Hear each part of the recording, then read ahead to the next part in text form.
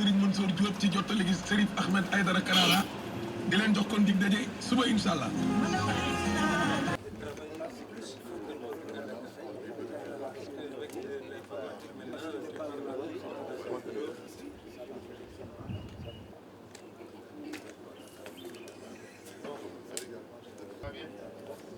Bonjour, président.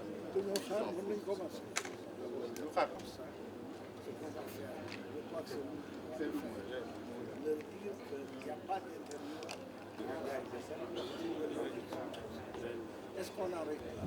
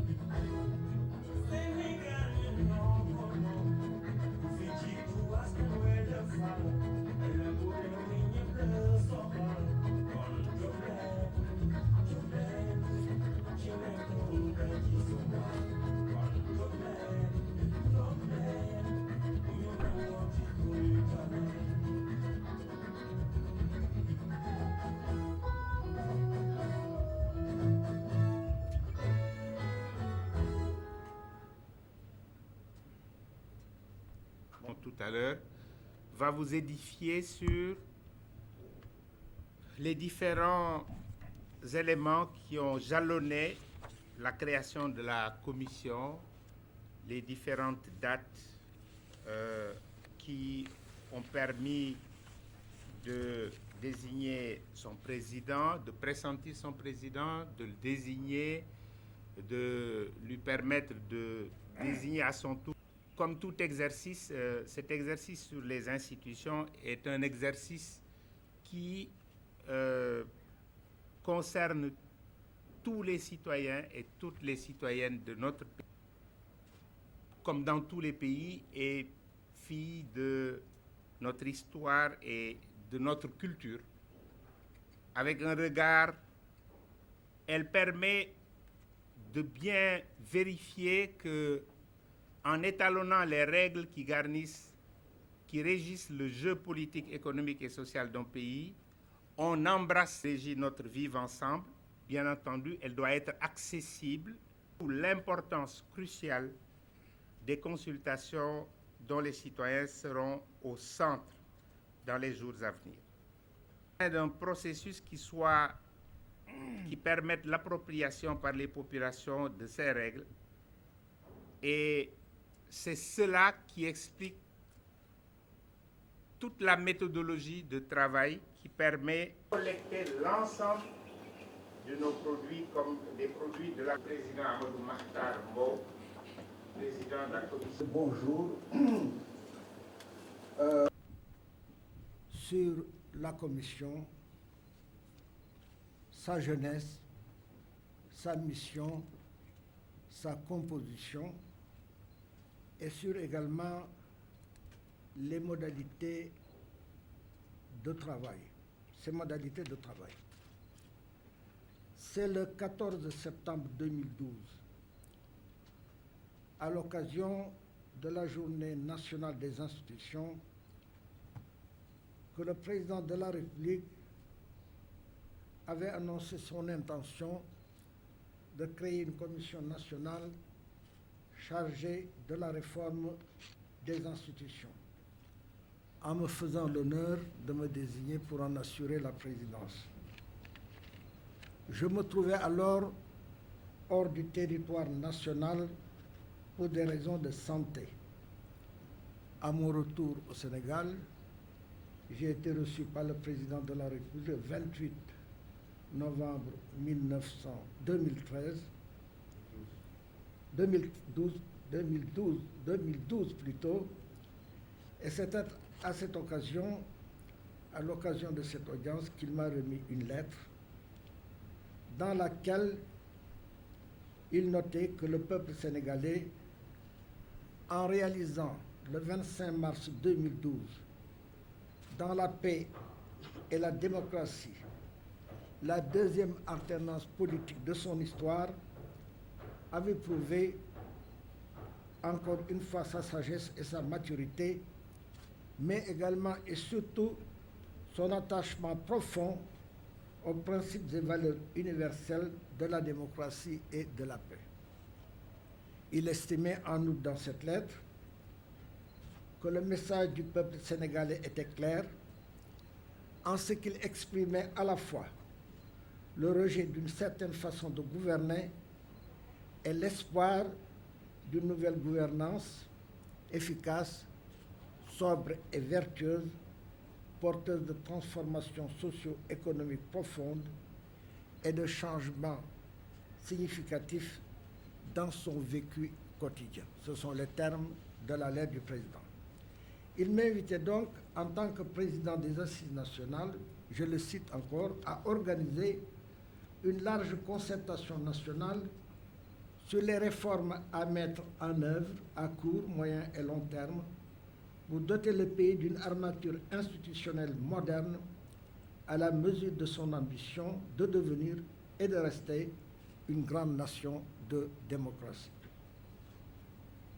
Dans la lettre, le président indiquait aussi que les propositions que la concertation aurait à lui soumettre devraient notamment prendre en charge les problématiques suivantes: la consolidation de l'état de droit, l'équilibre des pouvoirs entre l'exécutif, le législatif et le judiciaire, le renforcement de l'indépendance de la justice, l'approfondissement de la démocratie représentative et participative, le renforcement de la protection des libertés publiques, le renforcement de la décentralisation et de la déconcentration, la territorialisation des politiques publiques, la protection des valeurs positives de notre société, la promotion de la bonne gouvernance, de la transparence et de l'éthique dans la gestion des affaires publiques, ainsi que la culture de l'imputabilité. Et enfin, la stabilité institutionnelle. Le président de la République soulignait en outre dans cette lettre qu'en se fondant sur l'expérience des assises nationales, il fallait veiller à ce que la concertation soit large, participative, inclusive, démocratique et ouverte à tous les segments de notre société, acteurs politiques de la majorité comme de l'opposition, société civile, secteur privé, État, collectivités locales et ordres religieux, etc. Et qu'elle devra s'appuyer sur les principes et orientations du programme de Yoonu Yokkute, c'est le programme qu'il avait énoncé pour son élection, et s'inspirer fortement des conclusions des assises nationales, et en particulier de la charte de gouvernance démocratique, charte qu'il avait signée lui-même et qu'il s'était engagé à mettre en œuvre s'il était élu. Après mûre réflexion, et après avoir procédé à diverses consultations, en particulier à celle du comité de pilotage des assises nationales, qui y a consenti, j'ai donné par lettre en date du 31 décembre 2012 mon accord au président de la République pour conduire les travaux de concertation nationale sur les réformes institutionnelles. Pourquoi? J'ai estimé en effet, avec le comité national de pilotage des assises et avec ceux qui ont été pressentis pour faire partie de la Commission nationale de réforme des institutions, qui sont aujourd'hui présents, je vous les présentais tout à l'heure, qu'il s'agit là d'une tâche essentielle qui répond aux attentes des populations telles que ces attentes ont été formulées notamment à travers les mouvements sociaux de l'année 2011 et les résultats des scrutins locaux, on peut dire, de 2009 et présidentiels et législatifs de 2012. Dans ma lettre de réponse au président de la République, je soulignais que comme il en avait exprimé lui-même le souhait, la concertation serait inclusive, participative et ouverte à tous les segments de notre société, hommes et femmes, jeunes et vieux de toutes conditions, de toutes croyances, de toutes appartenances politiques, militants ou non dans des partis politiques, membres des organisations de la société civile ou simples citoyens y seraient conviés. Les réformes institutionnelles, si elles doivent être transcrites en termes juridiques, notamment par des juristes et des spécialistes des sciences sociales et humaines, des politologues, etc., des militants, leur contenu intéresse la totalité de la société. Elle doit donc émaner de la pensée, des idées et des choix de l'ensemble de la collectivité nationale, d'où la nécessité pour la première fois dans l'histoire du Sénégal, collectivité nationale, d'où la nécessité pour la première fois dans l'histoire du Sénégal d'une vaste concertation. Aussi, après des consultations avec divers membres de la société, en l'obtention de l'accord des personnalités appelées à la consulter, la Commission nationale de réforme des institutions s'est mise au travail dès le 12 mars 2013. Sa première tâche a été d'adopter son code de conduite. On a estimé en effet qu'il fallait fixer les règles et les comportements que devraient avoir tous les membres de la Commission tout au long de ses travaux. Auparavant, j'avais tenu à informer de cette réunion le président de la République dans une audience au cours de laquelle je lui avais remis la liste des personnalités qui me paraissaient devoir consulter la Commission en raison de leur expérience et de leur civisme et aussi de leur disponibilité. J'ai ajouté la liste des membres de la plateforme technique qui doit assurer la coordination des travaux et le secrétariat de la Commission, de même que celle des experts qui seront sollicités au fur et à mesure des travaux pour apporter à la Commission le concours de leur savoir et de leur expérience. Le Sénégal ne manque pas, en effet, d'autres talents qui auraient pu figurer parmi les membres de la Commission. Mais, quand on fait un choix, il faut le faire. Mais nous attendons quand même de tous et de tous les talents du pays qui nous apportent le fruit de leur expérience, de la manière qu'ils jugeront la plus appropriée et la plus utile.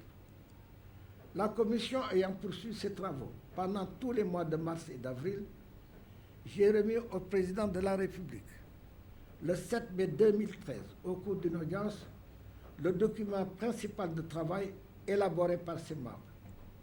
Ce document, dont la partie analytique vous sera remise aujourd'hui même, indique la démarche suivie jusqu'ici et celle prévue pour donner pleine suite à la mission assignée à la Commission. 2 décrets qui officialisent la Commission ont été publiés par la suite. Le premier, en date du 17 mai 2013, porte nomination du président de la Commission. Le second, daté du 28 mai, énumère les autres membres de la Commission. Je vais vous les présenter. Président, évidemment, moi-même, Amadou Mokhtar Mbow, professeur à la retraite.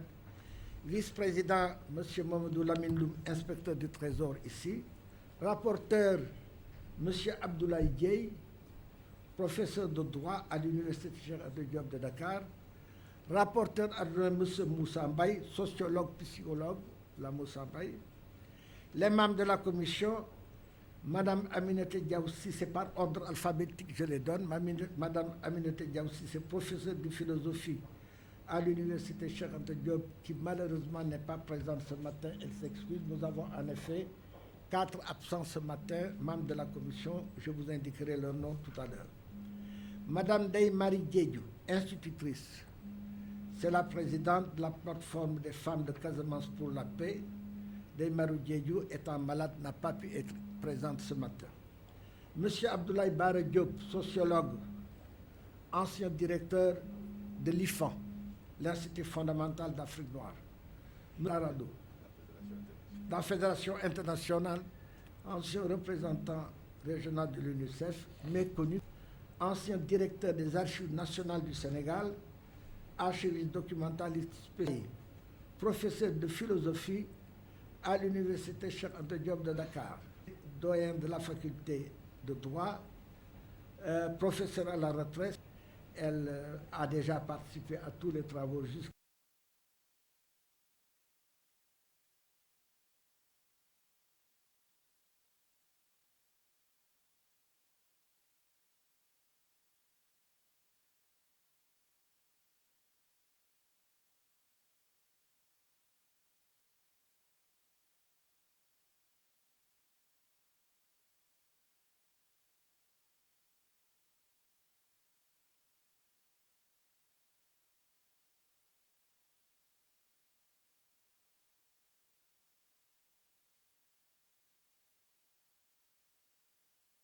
de la transparence, de l'éthique et du sens des valeurs dans la gestion des affaires publiques, renforcement de la solidarité et protection des plus faibles de la concertation pose clairement que les consensus forts issus des consultations citoyennes à la base sont républicatifs ici et de dégager les principales orientations et mesures nouvelles dans la construction des groupes. L'enquête par questionnaire, qui vise surtout à recueillir les permet, avec des réponses oui ou non, complétées éventuellement par des observations ou arguments précis qui fera l'objet d'un traitement statistique simple, et de focaliser la suite du processus sur les questions qui nécessitent un approfondissement. Les consultations citoyennes, le questionnaire pour les porteurs d'enjeux, travailler avec les organisations pour assurer la coordination des actions d'information des citoyens, de facilitation des consultations, gérer les débats et d'élaborer des synthèses sur les accords et champs de tension, sur les défis. Dans la consultation des groupes, parallèlement au panel citoyen, le questionnaire d'enquête porteur d'enjeux est diffusé partout dans le pays, à l'endroit de tout citoyen ou de toute organisation souhaitant le remplir. Il est également possible de remplir le questionnaire directement en ligne sur le site internet de la Commission. Les synthèses des panels citoyens sont remontées et systématisées pour consigner les consensus forts et les orientations principales indiquées par les citoyens en matière de réforme des institutions. Les réponses aux questionnaires sont traitées et permettent de consolider les consensus et de mieux préciser les temps de tension. Le cas échéant, des ateliers et séminaires sont organisés à l'effet de recueillir les avis et propositions des parties prenantes sur les forums en général ou sur des points particuliers devant faire l'objet de dialogues approfondis et de propositions supplémentaires. Par la suite, en fonction des résultats obtenus, un groupe ad hoc d'experts se charge, avec des membres de la Commission, d'intégrer au maximum les résultats de cette consultation dans une proposition de texte de constitution révisée. Parallèlement, des comités ad hoc peuvent être mis en place pour proposer des projets de loi organiques pour faciliter l'application conforme des dispositions retenues ou des termes de référence pour l'approfondissement ou l'opérationnalisation des réformes institutionnelles n'ayant pas vocation à figurer dans la Constitution. Ce document est largement diffusé par tous les moyens de communication pertinents adéquats. Il est traduit dans les 6 langues nationales codifiées reconnues dans l'actuelle Constitution en arabe. La plateforme technique recueille les avis et amendements des porteurs d'enjeux. Après validation par la CNRI, le président de la Commission nationale de concertation sur la réforme des institutions porte les résultats du travail à l'attention du président de la République en vue de l'organisation d'un référendum sur cette base. Nous appelons donc toutes les composantes de la nation à s'unir à cet effort, à contribuer à cette dynamique qui ne saurait réussir sans une mobilisation d'ensemble des Sénégalais. Je crois avoir été clair. Je suis prêt maintenant à répondre aux questions que vous voudrez me poser. Je crois d'ailleurs que les autres membres de la commission qui s'y présentent aussi sont prêts à répondre éventuellement à vos questions. Je voudrais simplement redire que les questionnaires sont un instrument de consultation, mais que ces questionnaires, vous pouvez les compléter si vous estimez qu'il y a des problèmes qui ont été négligés. Ça intéresse au premier chef. Mamadou Lamine, si tu as quelque chose à ajouter, vas-y et nous commençons la discussion si vous voulez. Je crois que vous devez indiquer d'abord. La décision, c'est à partir de quelle date? Est-ce que c'est à partir d'aujourd'hui ou à partir de la création de la CNRI? L'autre question, c'est de savoir si vous avez inclus dans vos travaux la CNRI tient compte, comme Maître Mbaye Diop a dénoncé un peu le caractère exclusif, pour reprendre ces termes, de la CNRI. Est-ce que aujourd'hui, est-ce que c'est ce qui explique un peu aujourd'hui, quelle valeur ajoutée va apporter la CNRI par rapport aux conclusions des assises nationales dont vous avez été le président? La troisième question. On voudrait comprendre pourquoi on revient encore pour aller vers d'autres concertations qui vont surtout durer 6 mois. Qu'est-ce qui est à l'origine de ce retour en arrière?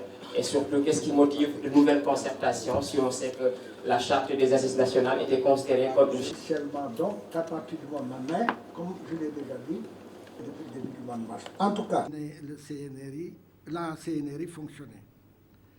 Quant à savoir maintenant si la CNRI est pertinente ou non, est-ce qu'on ne pouvait pas s'en passer?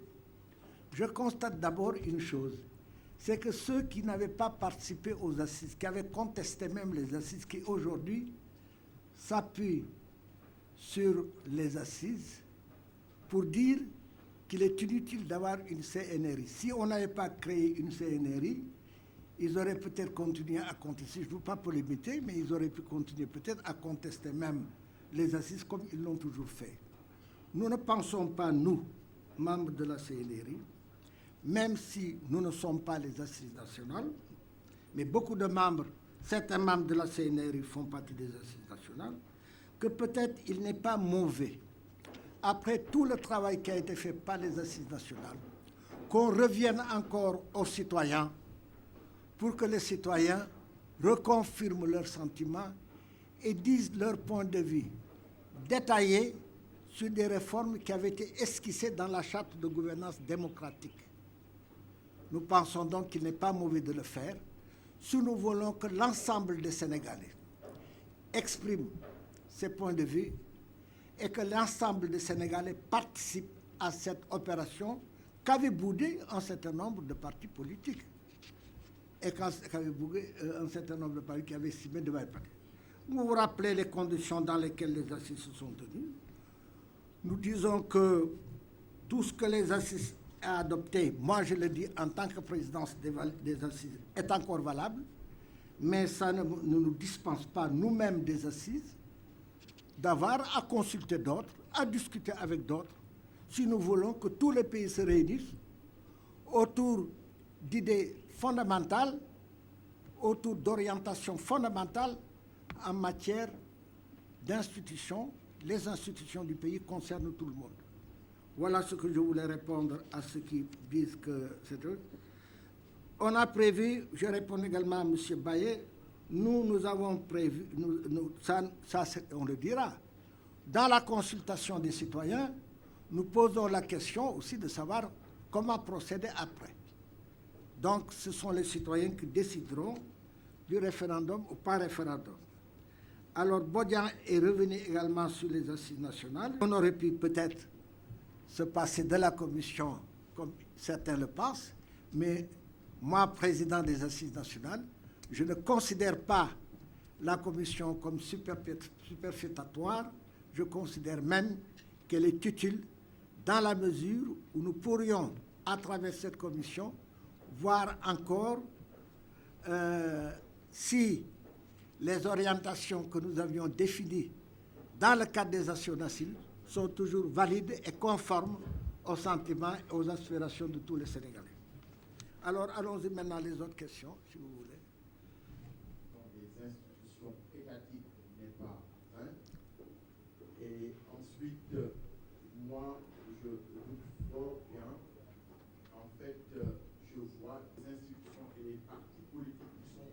communiqués de presse que nous avons faits à travers la presse écrite, à travers la radio, à travers les télévisions, pour convoquer les partis politiques. Dans l'après-midi de samedi, nous avons toutes les organisations de la société civile. Donc, cette réunion d'aujourd'hui, là où nous sommes, il s'agit de la conférence de presse, il s'agit d'informer la presse. Ce n'est pas du tout pour des institutions. Voilà ce que je voulais vous dire de ça. Oui? Oui, continuez. Oui, allons-y. Oui. Merci, d'accord. Alors, allons-y, madame. RFI. Après avoir consulté la totalité de toutes les forces vives de la nation sénégalaise, nous pensons qu'une constitution, si complexe qu'elle soit, ne doit pas être le fait seulement de quelques-uns qui sont des spécialistes, mais doivent être le fait de l'ensemble de la collectivité nationale pour laquelle la Constitution est destinée. La Constitution n'est pas destinée seulement à une élite intellectuelle, elle est destinée à tout le peuple. Elle doit régir le fonctionnement des institutions qui concernent la totalité du peuple sénégalais. C'est la raison pour laquelle nous avons pensé qu'il faut consulter d'abord le peuple sénégalais et après avoir consulté le peuple sénégalais, soyez assurés que nous prendrons nos responsabilités nous-mêmes. Les membres de la commission sont ici. Ils peuvent vous dire qu'ils prendront le moment venu leurs responsabilités pour proposer ce qu'ils considèrent font compte tenu des points de vue exprimés par les membres de la société sénégalaise. Ils élaboreront un document qui leur paraît le plus conforme aux objectifs que l'on vise, c'est-à-dire une constitution qui tienne compte des aspirations, des idées, des pensées du peuple et surtout qui permette au pays d'avoir de la stabilité, de pouvoir fonctionner de façon correcte dans une démocratie ouverte, dans une démocratie où les citoyens s'expriment, où la bonne gouvernance est assurée, etc. Voilà. Posez, monsieur... Madame Karine Franck, j'ai déjà répondu. Dioban de Nouvel Horizon, si le président de la République s'est engagé, le président de la République... Moi, nous n'avons aucune garantie. Nous faisons un travail et nous remettons acquis de droit. C'est la seule chose que je peux dire. Si nous avions pouvoir de décision, nous aurions décidé de ce qu'il faut faire, mais le peuple est là, le peuple saura en tout cas ce que nous avons fait et saura qu'on l'a remis acquis de droit. C'est à lui maintenant en tirer les enseignements qu'il faut. En ce qui concerne le budget, oui, jusqu'ici, ce sont les membres de la commission qui ont assuré toutes les dépenses, qui ont plutôt assumé toutes les dépenses qu'ils ont eu à faire, leurs déplacements et tout. Maintenant, nous avons un budget qui est en train d'être négocié avec le ministère des Finances. Dès là, je crois qu'il y a une partie du budget qui est déjà versée, non? Hein? Comment? Il y a une partie du budget qui va être versée incessamment, 300 millions de francs CFA. Ce budget ne couvre pas la totalité des dépenses de la commission, mais en tout cas, on nous a promis de verser ça rapidement. En ce qui concerne, oui, je crois que c'est tout. En ce qui concerne Nouvel Horizon, ce sont les problèmes qu'il a posés. C'est bien ça, hein? D'accord. Alors, en ce qui concerne M. Barrot, les consultations citoyennes, oui, je l'ai dit, j'ai dit. Oui, d'accord. Oui, on me fait appeler pour dire que les membres de la commission que vous voyez ne sont pas payés. Hein. Ce sont des bénévoles. Aucun d'entre eux ne reçoit de traitement de la commission. Tous, ils sont bénévoles. Évidemment, on tâchera de prendre en charge les frais qu'ils engageront, les frais de déplacement notamment, mais tout le travail qu'ils font, ils le font gratuitement. Cela étant dit, les consultations citoyennes, M. Barrot, Pour les partis politiques, oui, mais les partis politiques, nous allons discuter avec eux, nous l'avons dit. Nous sommes ouverts au dialogue avec tout le monde. Les partis politiques vont être consultés par questionnaire, comme tout, en tant que porteurs d'enjeux. Et les partis politiques, et ensuite nous discuterons.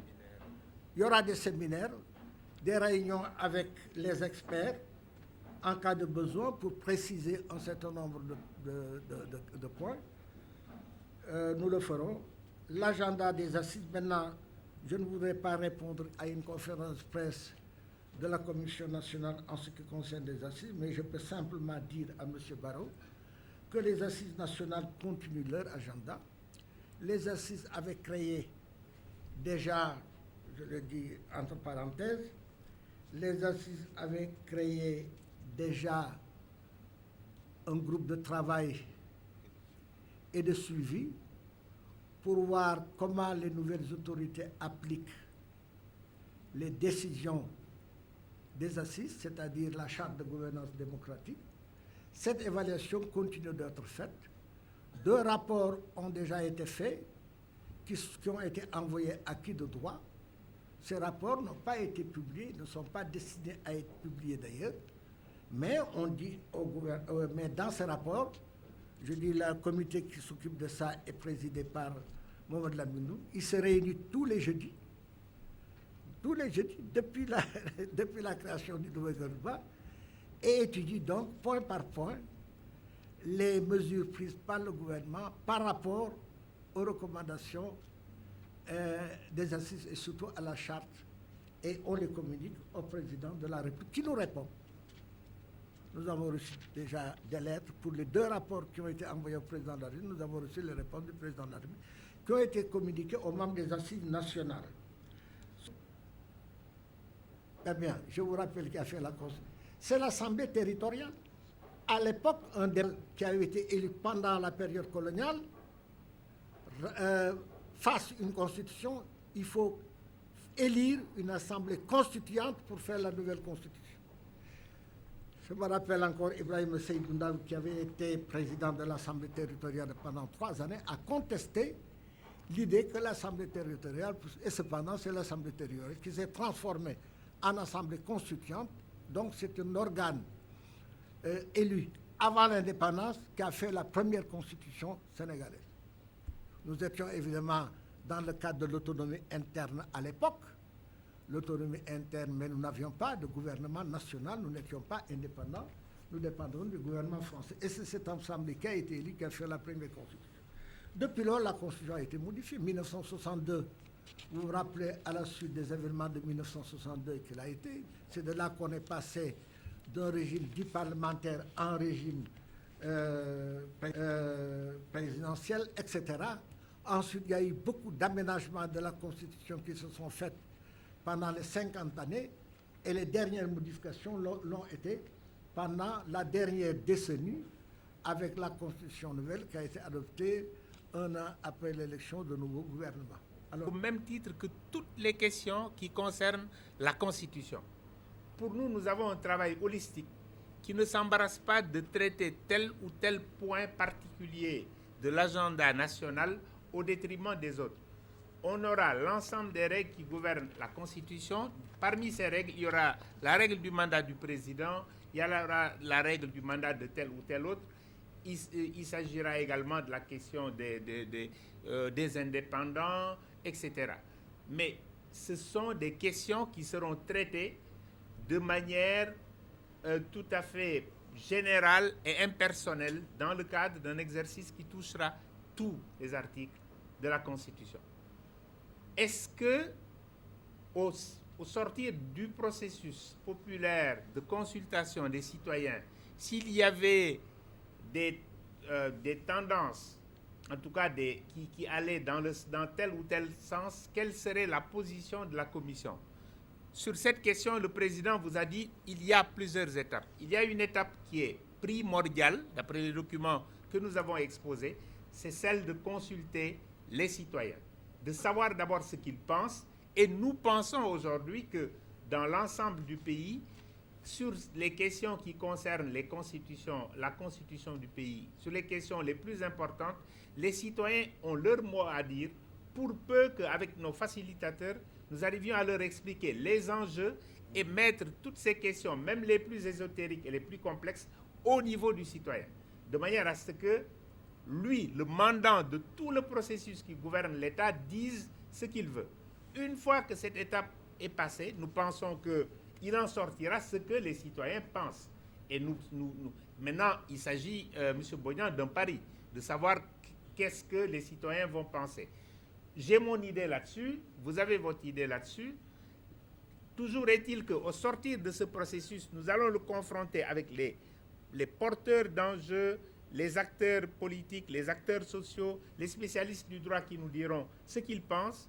Et de tout cela, il naîtra des séminaires, des séances de travaux qui vont avoir pour but de collecter les points de consensus et d'identifier les points de dissensus qui doivent être rapprochés de manière à ce qu'on ait soit des accords en définitive, soit des points sur lesquels il n'y a pas encore d'accord.